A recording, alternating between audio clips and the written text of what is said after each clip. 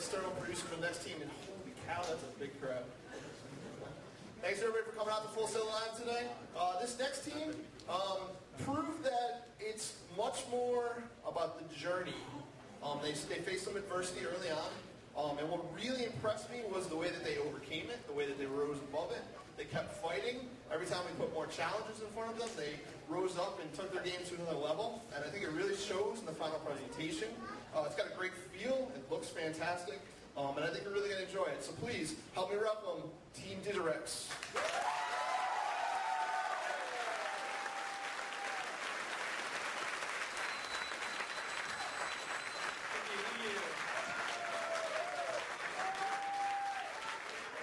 I want to give a quick thanks again to Brian, our EP, and also Chris, our art director, and Casey Kaufman for the sounds. Thank you. I am Jesse Neisel, one of the internal producers for DigiRex, and this is Thomas Seafors, the other internal producer. We're here this morning. We're really excited to present our team and our game. Right over here we have Matt Miles. We also have Alex Robinson. Jared Goodstead. We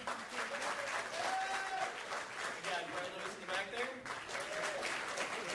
Over on the far side, we have Anthony Velez. We also have Letitia Kelsey. We have Ryan Seinsticker. And we have Tom Curtis. Here to go ahead and introduce our game Nest Quest is Matt Miles. Hey guys, I'm Matt Miles, and this is Nest Quest. Nest Quest is a fast-paced flying adventure set in Airy City featuring Arrow, the little pigeon who could. The little pigeon who could what, though? He could build the most amazing nest ever, but he can't do it alone. Oh, no, no, no. He needs your help for that. You have to control Arrow, flying around the streets of our beautiful city and attempting to pick up twigs and all other types of materials, as you can see up there, to build the best nest you ever could. Now, Arrow isn't just going to settle for your classic nest, so he needs a few special materials.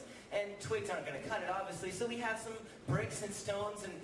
Wait, what's a pigeon going to build with bricks and stones? Well, he's going to build a mansion or a castle, because he's Arrow. He is no normal pigeon, and Airy is no normal city. You see, Airy is inhabited, nay, infested by the hawks. The hawks are the pigeon's mortal enemy. You see, pigeons taste like chicken, and hawks like chicken, and chickens don't fly, hawks don't like to be on the ground, so they're gonna take down a pigeon instead. Arrow is the only pigeon around, so he's gonna need a little help to get away from all those hawks. Like I said before, Arrow is no normal pigeon. He has a rocket pack. Yeah, that's right. Arrow has a rocket pack. But he not only has a rocket pack, he has goggles and a satchel. The rocket pack lets you do what every rocket pack lets you do. It lets you boost at awesome speeds away from the hawk. The goggles allow you to see the hawk on your mini-map radar, because pigeons have a mini-map radar. Everyone knows that. And the satchel allows you to carry more twigs in a more organized fashion, increasing your score, because what Arrow really wants more than an awesome nest is an awesome score. Alright, and I'd like to leave you here with the awesome scale. As you can see, our game is at 100%, and no one else is even close. Here to show you guys just how awesome our game is with art is Alex. To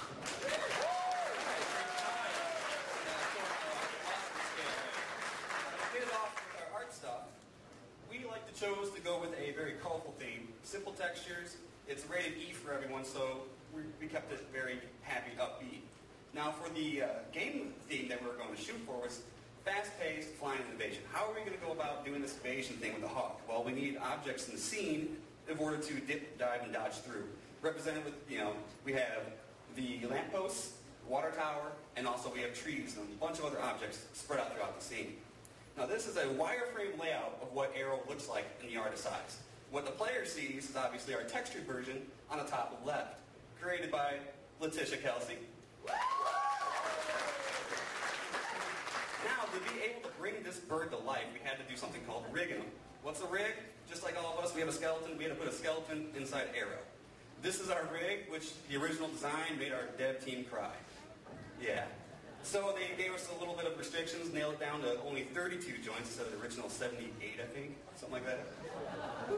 Yeah, representing the blue dots are the actual joints, the pivots, and then the red lines are the actual skeletons. Now, we use animations to be able to bring the bird to life using that rig. Now off to our city. Original layout of our city was a unique design. We have a small art team, and we had a huge world to go about making this massive environment. Well, we drew inspiration from a game called Infamous. They use a hexagonal system and instancing, which basically takes the object and allows us to reproduce it a lot throughout the world. Now, we went through this hexagonal system also being the fact that it always gives a change in the environment. It's always changing while the player is flying through it. Now, we had 8 different layouts. We had 3 residentials, 2 park styles, and 3 city layouts. Now, essentially, these are like giant building Lego blocks. And essentially, it was just a lot of fun making this level. Originally, it was 7 times the scale of our original design. What we ended up coming out with is only 1/7 the scale, but looks 7 times better, which is Area, a beautiful city in the end. And now to go on to some tech stuff, Jared Goodstaff.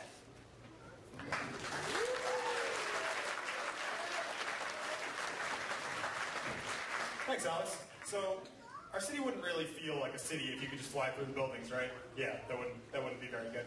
So, one of our main systems was our collision system. What we did, we needed accuracy and efficiency at the same time.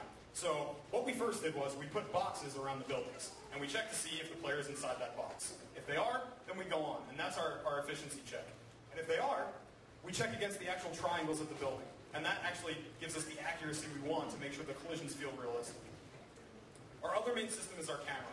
We want you to feel like you're immersed in the game. We want you to feel like you're actually flying. So that's the goal of our camera system. The first part is our tethering. When the player gets really far away from the camera, for example, when you're boosting, we allow the camera to drop back for a little while and then catch up more quickly to give you that feeling of speed that you're looking for.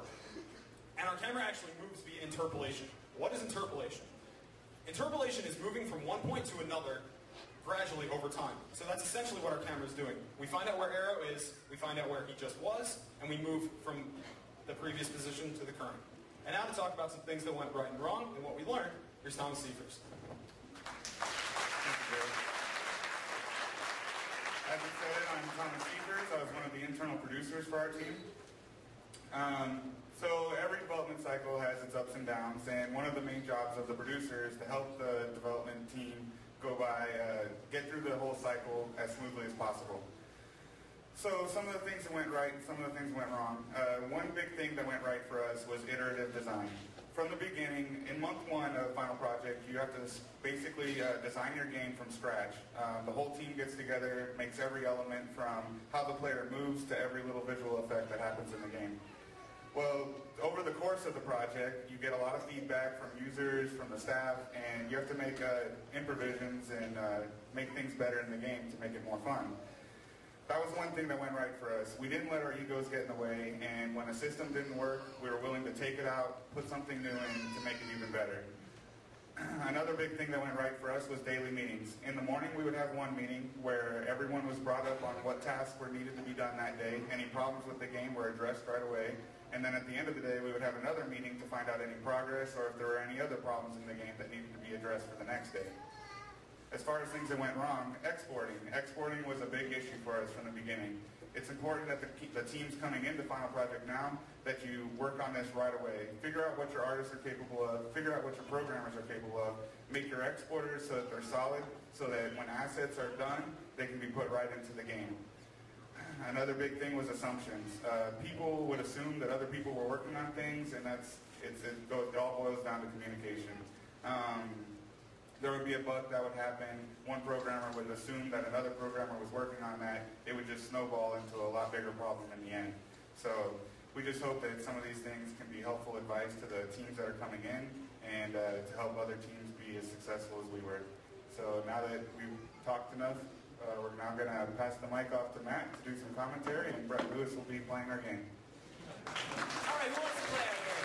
Who wants to play our game? Let's get ready for some Let's Plays! All righty. So, as we start up here, GP Games, that's our studio. And there's our city loading in because it's really awesome. Digital alchemy, that's us. And that's us. We are DigiRex. Rock.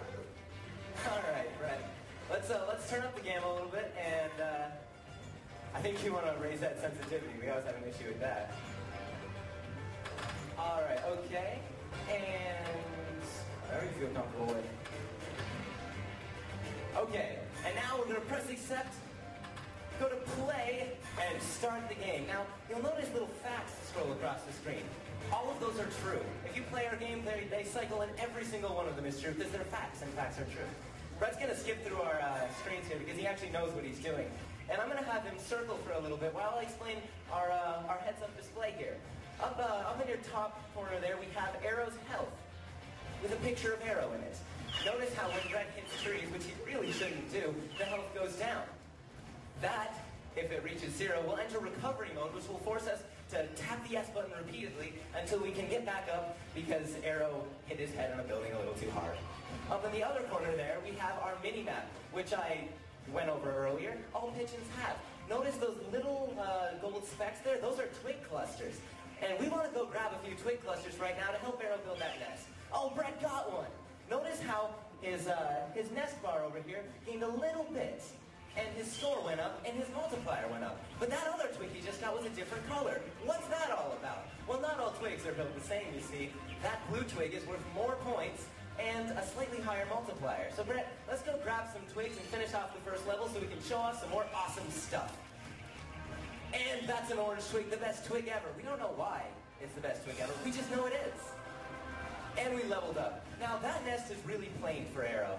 So Arrow's going to keep going and collect some planks now, because twigs just aren't enough for this little guy. Before we do that, though, let's fly up and aggro a hawk, because we need to show off this little guy. That is our hawk. Now, Brett isn't ever good at this the first time. We don't really know why. We've tested it over and over again, and he always seems to die the first time. But notice how Q's come up, and he's supposed to press A or D to barrel roll out of the way. The hawk can't catch you when you're barrel rolling. It's just physics. So anyway, Brett is slowly being taken down as our first level hawk hits it into recovery mode. Now, Brett, let's turn up the pace and take down that hawk. There he goes. Hawk evaded successfully. He got a few extra points for that, but it's nothing real big. Let's grab a few twigs and show him the next level. All right. As he ducks, dives, dodges, and weaves around our city, you'll notice how alive it feels with our cars and the AI built by Jared Goodstead. All right. This is our backpack. Our backpack lets us hold more items. Now, that doesn't seem like Arrow would need it, seeing as though it doesn't look like his items are anywhere.